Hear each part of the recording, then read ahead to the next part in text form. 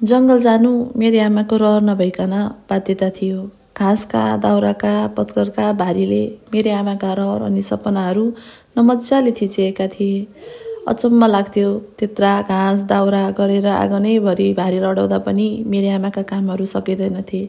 घरका काम, खेती बारी, परिवार, बच्चा, बालबच्चा सबै मेरी आमाकै थाप्लोमा अडिएको थियो। त्यो जिम्मेवारीको भारी बोकेर होला कहिले आमाले एक दिन आनन्दले सुस्केर पनि फेर्न पाउनु भएन।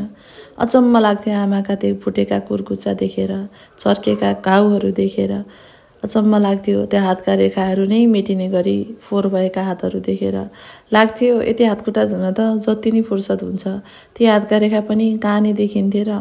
कहिले कहिले साबुन लाएर ढुङ्गाले गोटी धोएको दिन बल्ल देखिन्थे ती मेटिन लागिसकेका रेखाहरू। साँच्चै नै मेरी आमा सबैका लागि गर्दा गर्दै कहिले पनि आफ्ना लागि केही सोच्न पाउनु भएन। कहिले पनि आफू के कस्तो आफ्ना रहर चाहना के थिए भनेर बुझ्न पाउनु भएन।